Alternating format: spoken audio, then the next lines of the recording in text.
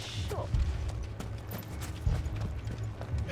Fucking thieving bastard.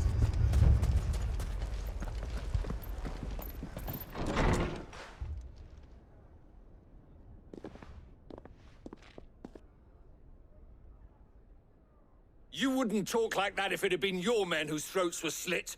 Blood for blood, it's the only way. We hire mercenaries and have them mount the bandits' heads on our walls as a lesson to the rest. And what happens when those mercenaries are slaughtered like your men? Are you going to hire more? We're better off using that coin to buy food and supplies. If we hire mercenaries, the only thing we're buying is the bandit's ire. And you cannot fill empty bellies with that. Do you hear me? But what happens when they come back? Maybe it'll be your throat that's slit. That's enough. Both of you. Any more of this and I'll throw you out myself. Come back when you're ready to talk like adults.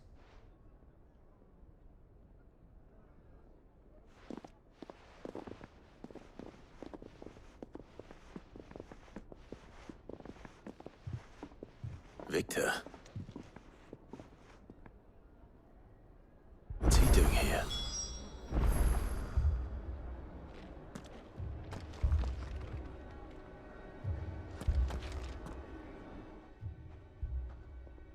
Sid. And Lady Jill. What brings you here? I was about to ask you the same thing. Costness is in chaos, and the markets have all but ceased to operate. The Briar's Kiss here in Dalimil is the only place I can reliably obtain supplies. I was here to do just that when Master Lubor told me of his troubles. He thought I might be able to talk some sense into these fools. But if you're here, I suppose his patience must be waning. Who are those people? Those were the thorns in Lubor's side. And the reason this place might be headed the same way as Costness. It's these accursed skies. The darkness is enough to drive a man to madness. Or an entire city, for that matter. We're still working on the skies. But in the meantime, perhaps we can find a solution to Dalimil's problems. I hope so. For all our sakes.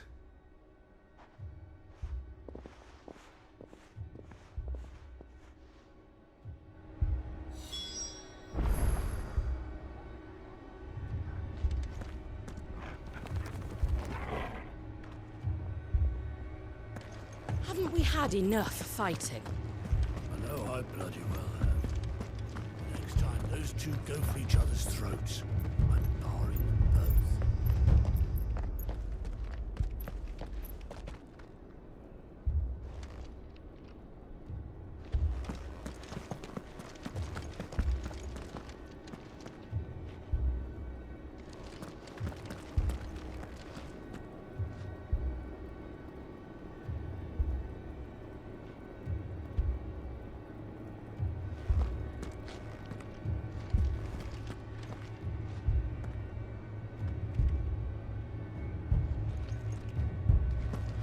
People take notice of wealthy men. Shouldn't be too hard to track down Karen's collector.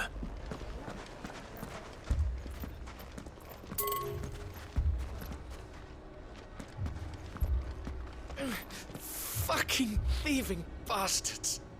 As if life hadn't been hard enough round here since the Fang fell.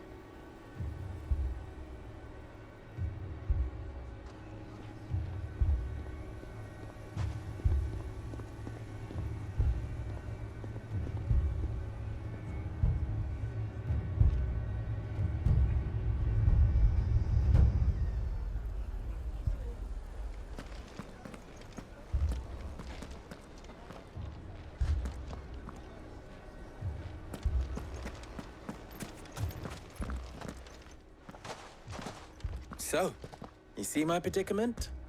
What I saw was a room full of people who were angry and afraid. And with good reason by the sound of it. But if left to smolder, that anger and fear could set the entire town alight. My thoughts exactly. What to do? Both sides wish to protect their homes and livelihoods, if only they could agree on how. But as long as they are divided, we are vulnerable.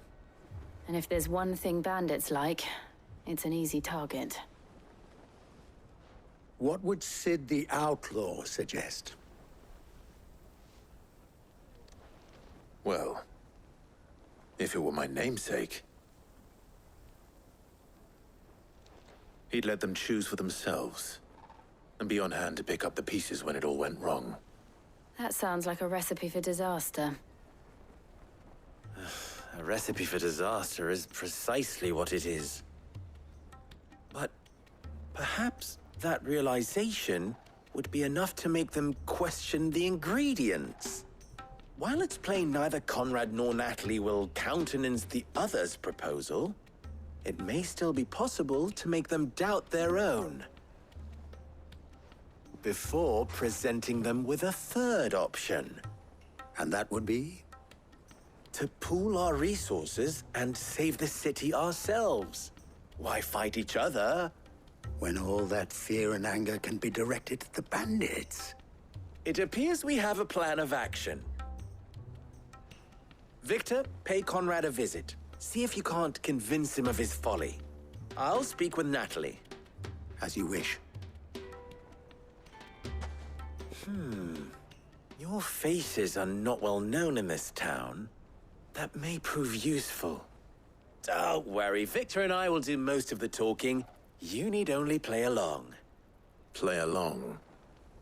What he means to say is yes.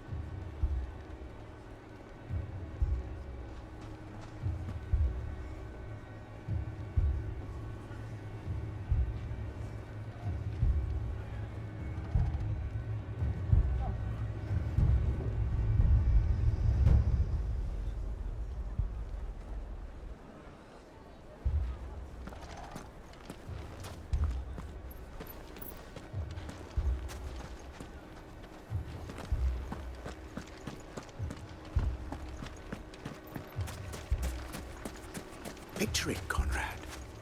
Your own city guard. With you as captain. Me? I don't know about that.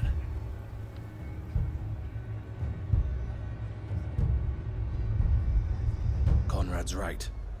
Blood for blood, no matter the cost.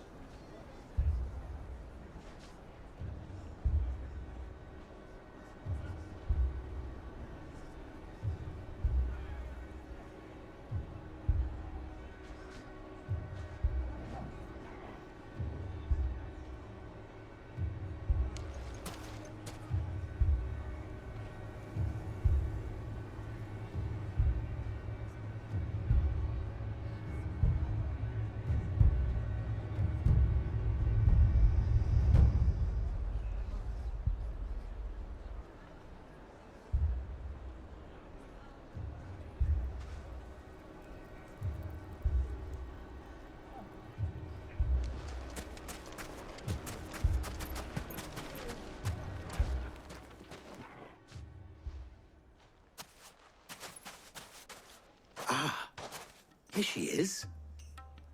The Lady of the Spear herself. Conrad, may I introduce you to Jane, commander of the Red Wings, the oldest mercenary guild in the Free Cities. A pleasure, my lady. The pleasure is all mine. As I told you, I summoned the commander here from Canver to inquire about a contract. Victor says you told him no. That there aren't any men left to hire. Is that true? True as the crystals cracked. Nobles came and claimed every last one worth his salt. And not just from us Red Wings. You know of the 7 high houses. There must be 2 swords assigned each one. Granted, we have a few boys left. If it's boys you're looking for. Well, Conrad, Are you saying that Dalimil's finest cannot defend this town better than a gaggle of unblooded striplings? That a band of beardless youths could better avenge the deaths of your brave men than you yourselves? Absolutely not. We'll show those bastards who they're dealing with.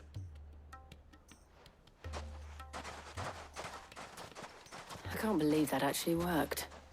Conrad's not what you called the brightest candle in the crypt. And there's a reason why I had you do the talking and not Sid.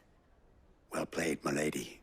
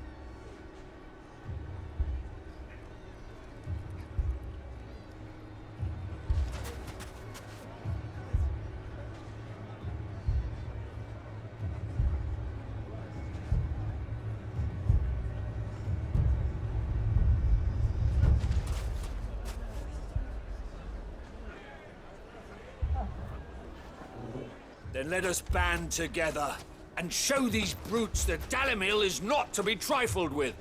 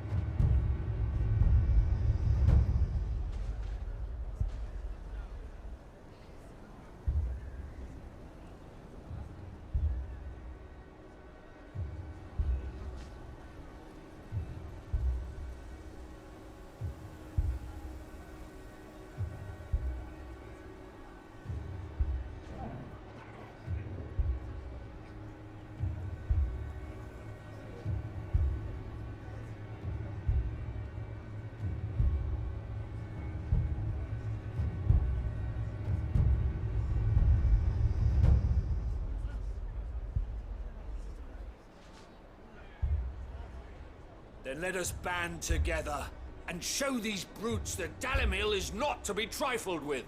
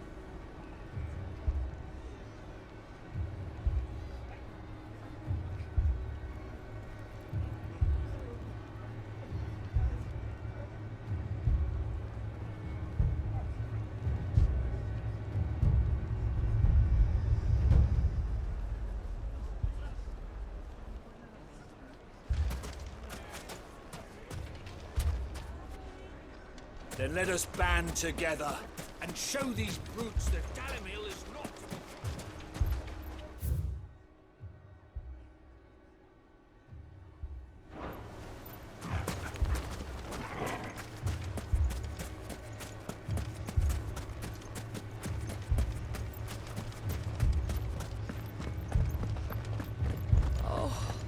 I'm ruined.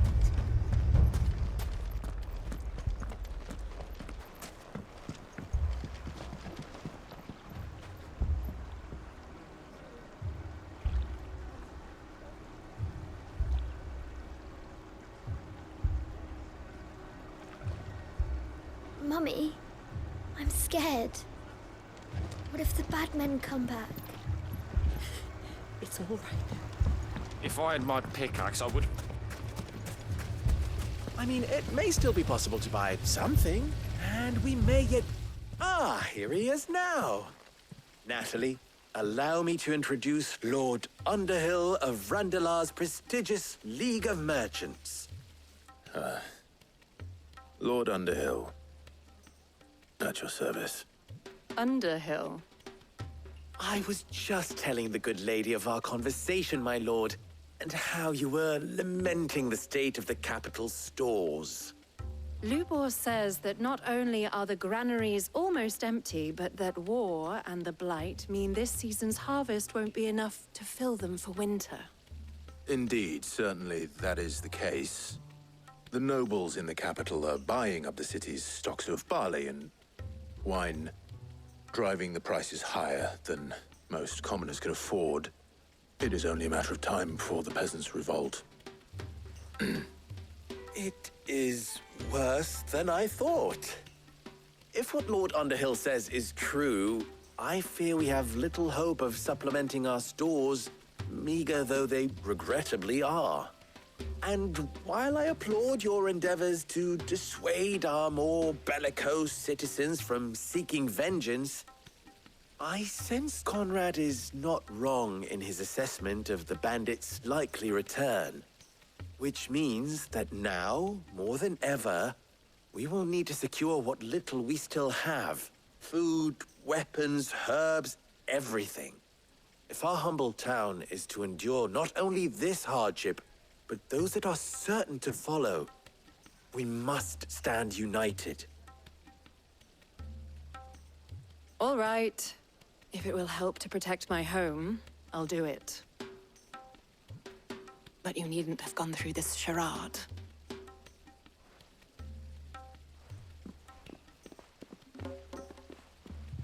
Thank you, Clive. Your performance was nothing if not workmanlike. She saw right through it. I didn't say it was good, merely that it produced the desired effect. Now, my scouts should be returning shortly. Meet me back at the Briar's Kiss, and we shall see what we face.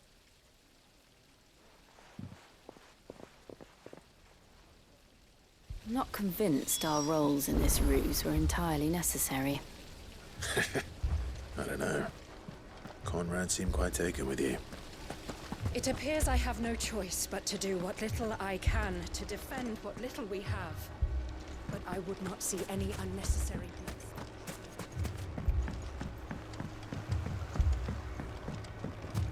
My shop?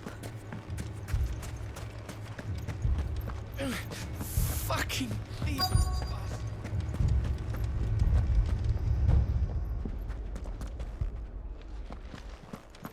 Haven't we had enough fighting?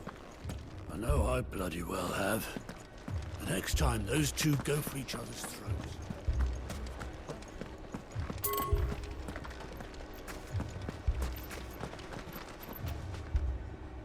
Good news, Sid. Both Conrad and Natalie have somewhat gracefully accepted their new roles. With time, they may even learn to... Time no longer appears to be the luxury it was before lunch. I take it your scouts found the bandits. Technically, it would be the bandits who found my scouts. It appears they march for Dalimil as we speak. All of them. You're not serious. They don't just want food, they want the whole damn town.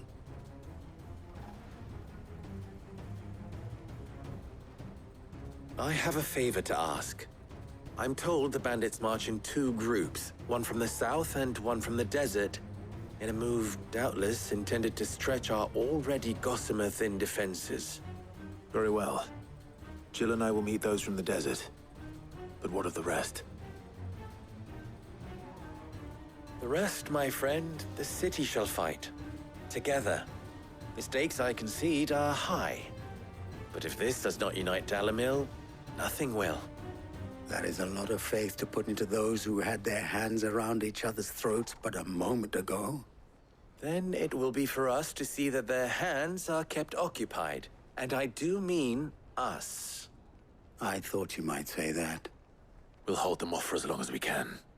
And we will do the same.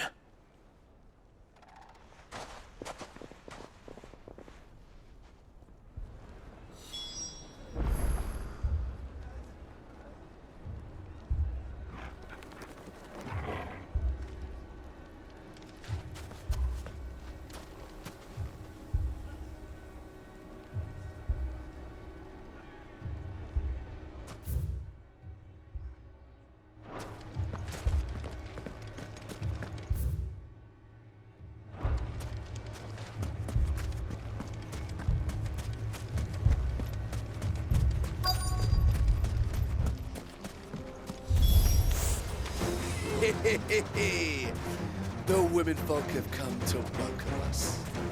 I'll take that one. He's all yours.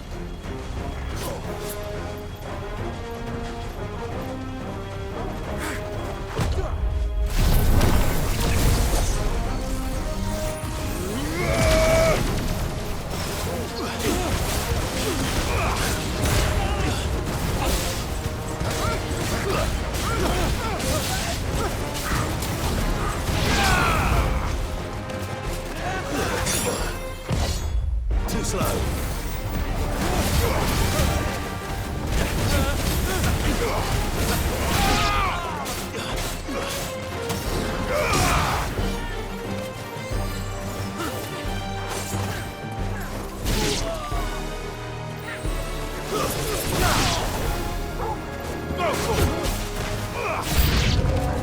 They mean to overwhelm us.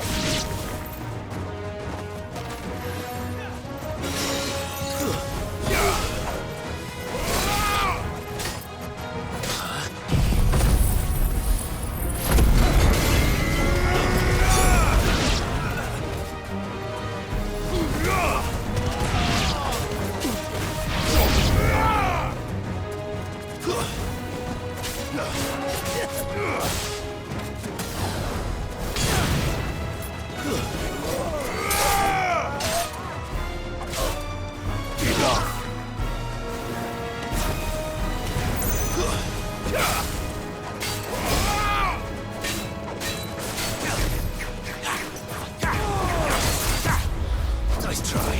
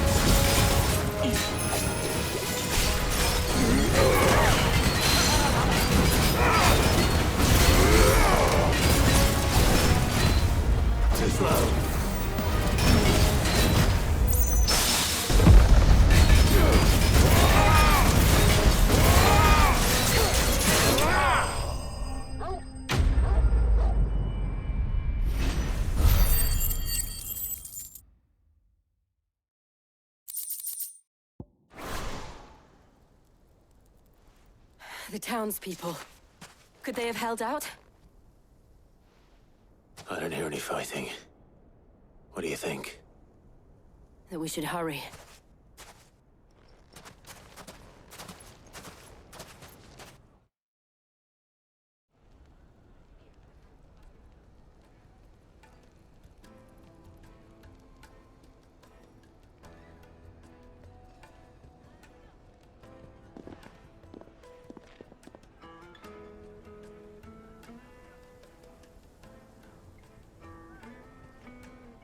Natalie, I owe you an apology. You did well out there. The inn would have been lost had you not held the line. Without you, there would have been no line to hold. You saved us, Conrad. You saved Dalimil. We all saved Dalimil.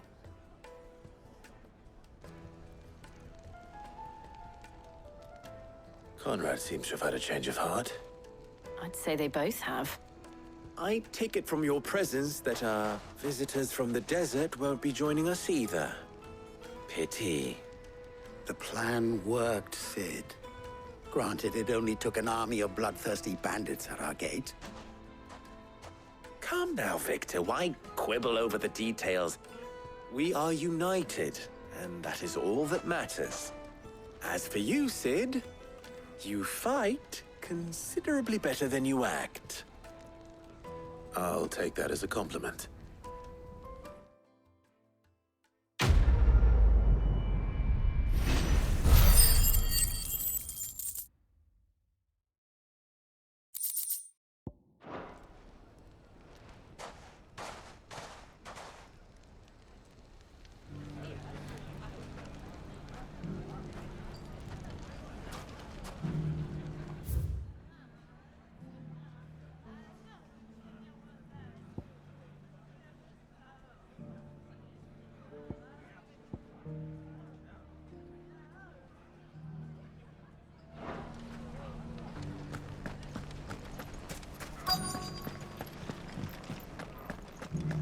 Lubo did well to bring Conrad and Natalie.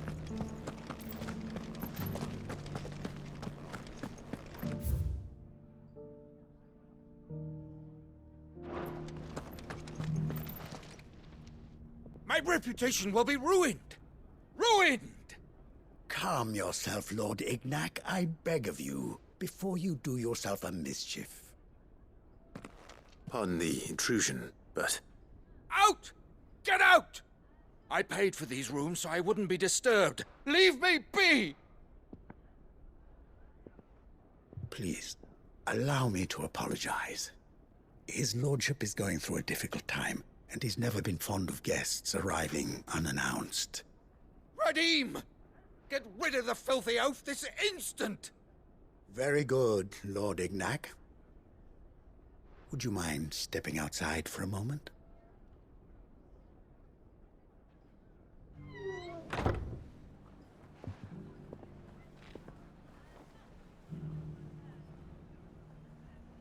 I'm sorry if I've caused you any trouble. That? Oh, no. That's just how his lordship is. Though the morning's events have left him somewhat fractious. He has been dispossessed of his luggage, you see. The thieves also made away with a considerable amount of coin. Coin the innkeeper will soon be keen to collect. I don't suppose a certain blade was among the stolen items. A single-edged sword. It was purchased from a merchant friend of mine. Ah, you know Lady Karen. Yes, I'm afraid it was. Then I'll retrieve Lord Ignac's luggage. But I have one condition. You have but to state it. You are welcome to anything that is within my power to grant. I want an audience with Lord Ignac. A few minutes should be enough. Then I'll be on my way. A condition I would be a fool to refuse. Of course, you shall have your audience. I don't suppose you saw where the thieves went. I did not, no. Though some discreet inquiries made on his lordship's behalf mean that I know where you might find them. The bandit's bed. Every ill-gotten coin in Dalimil is said to pass through that disreputable corner of the Valcroy. And that's where I'm heading. I shall speak to Lord Ignac in your absence, and arrange for an audience upon your triumphant return. That will be very kind of you. Farewell, and best of luck.